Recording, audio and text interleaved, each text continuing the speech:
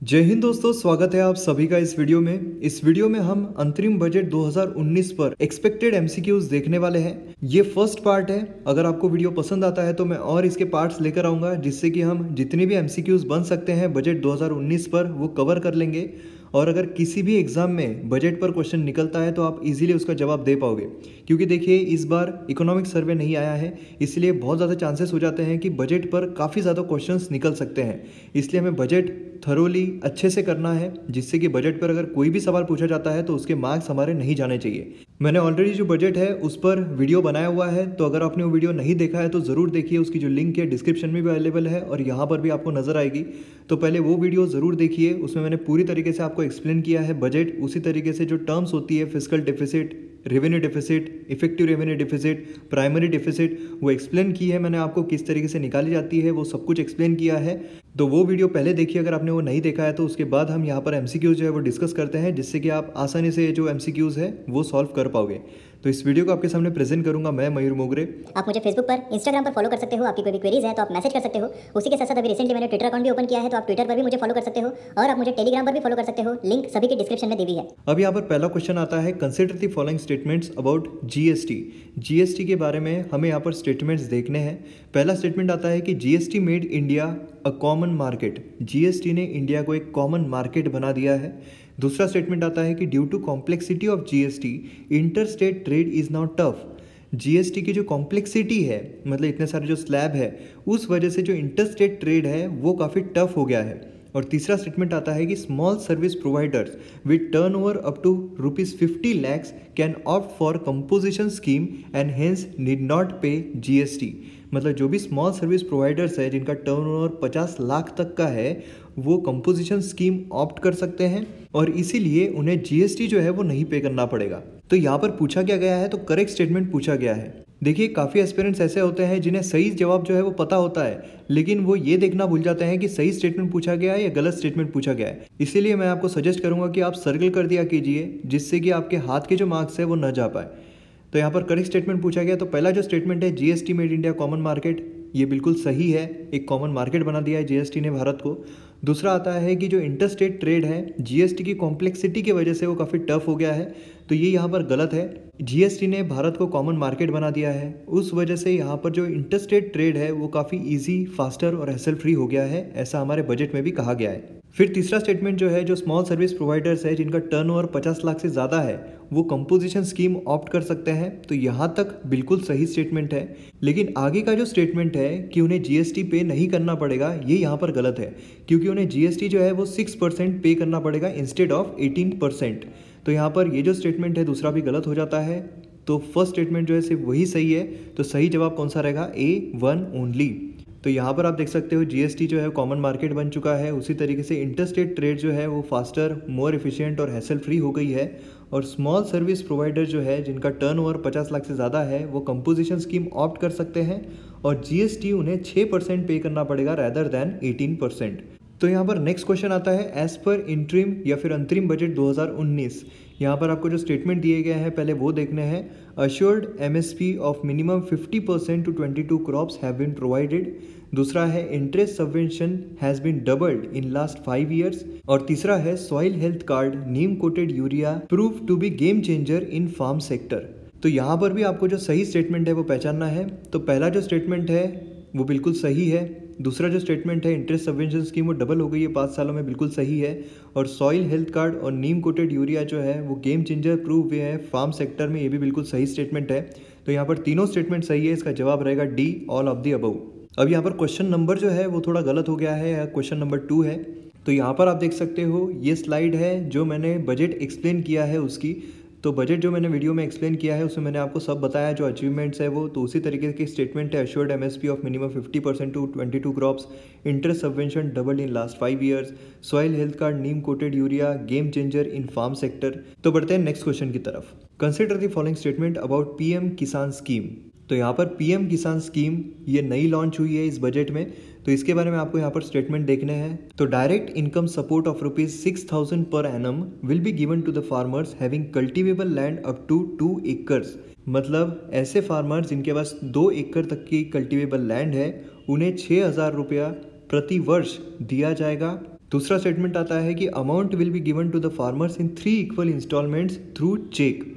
अब ये जो अमाउंट है ये 3 इक्वल इंस्टॉलमेंट्स में दिया जाएगा और चेक के जरिए दिया जाएगा। और तीसरा स्टेटमेंट आता है it will be effective retrospectively from 1 दिसंबर 2018। तो यहाँ पर आपको इनकरेक्ट स्टेटमेंट पहचानना है, आपको ध्यान देना है करेक्ट बोला गया है या इनकरेक्ट बोला गया है। तो पहला स्टेटमेंट क्या है कि डायरेक्ट सपोर्ट जो है 6,000 रुपये पर एनम दिया जाएगा उन फार्मर्स के लिए जिनकी कल्टिवेबल लैंड 2 एकड़ नहीं 2 हेक्टर्स है। ये आपको ध्यान रखना है, इसलिए ये स्टेटमेंट गलत हो जाता है। दूसरा जो है अमाउंट जो है फार्मर्स को दिया जाएगा 3 इंस्टॉलमेंट्स में, बिल्कुल सही है। थ्रू चेक यहाँ पर गलत होता है, चेक के जरिए नहीं दिया जाएगा, डायरेक्ट उनके अकाउंट में ट्रांसफर किया जाएगा। और तीसरा जो स्टेटमेंट है कि ये 1 दिसंबर 2018 से लागू किया जाएगा, तो ये बिल्कुल सही स्टेटमेंट है।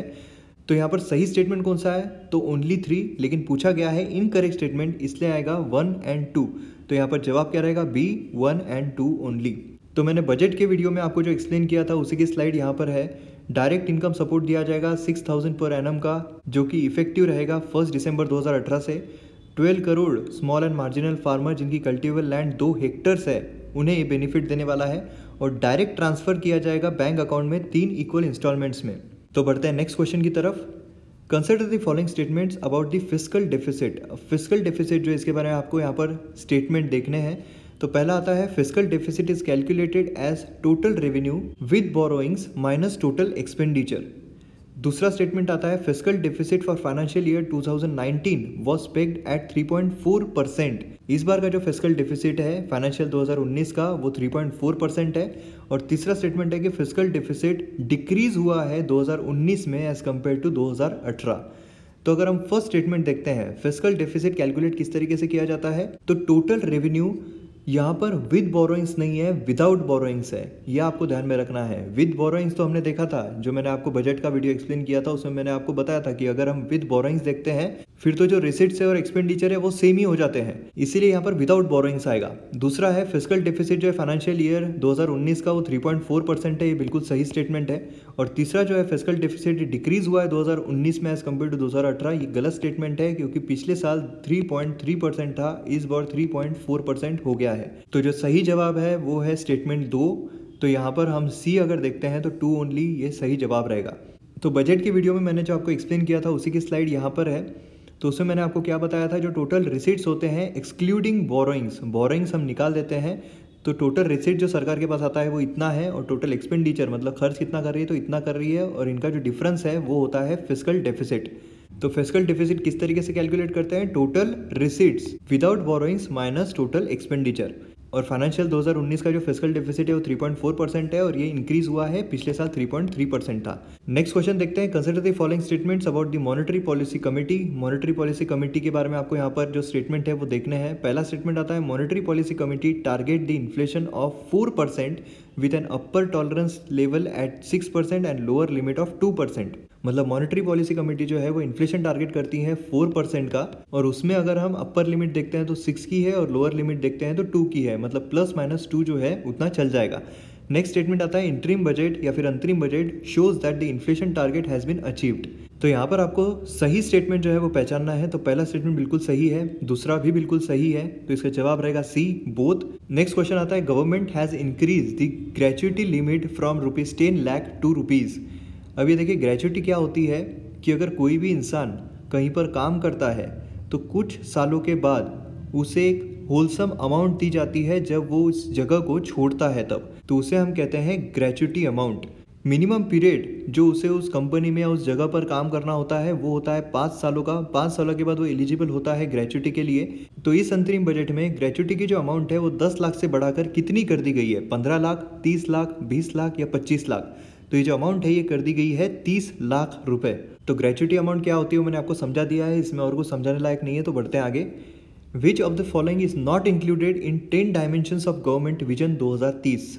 तो इनमें से कौन सी चीज़ जो है वो 10 डायमेंशंस में इंक्लूड नहीं की गई है। Digital India, clean river, cyber security, rural industrialisation. तो इसका जो सही जवाब है वो है साइबर सिक्योरिटी।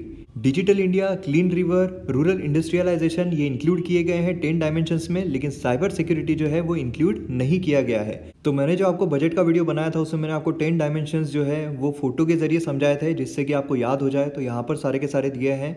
तो आप पूरे 10 के 10 देख सकते हो यहाँ पर। इसमें साइबर सिक्योरिटी जो है वो नहीं दिया हुआ है। तो नेक्स्ट क्वेश्चन आता है, एज पर budget 2019 India is dash largest economy in the world. तो कितनी लार्जेस्ट इकोनॉमी है भारत की, ये हमें यहाँ पर बताना है। तो अगर हम बजट की बात करते हैं 2019 की, तो भारत जो है वो अभी 6th लार्जेस्ट इकोनॉमी है इन दी वर्ल्ड। तो बजट वीडियो के जो पीपीटी है आप यहाँ पर देख सकते हो कि भारत 6th लार्जेस्ट इकोनॉमी है वर्ल्ड की। और अगर हम सरकार के टारगेट की बात करते हैं तो 5 सालों में इस इकोनॉमी को $5 ट्रिलियन का बनाना है और 10 सालों में $10 ट्रिलियन का। नेक्स्ट क्वेश्चन आता है, विच आयोग will be set up for the welfare of cows in the country. Cow की वेलफेयर के लिए भारत में कौन सा आयोग सेटअप होने वाला है? राष्ट्रीय गौ माता आयोग, राष्ट्रीय गौ सेवा आयोग, राष्ट्रीय कामधेनु आयोग, राष्ट्रीय गोवर्धन आयोग।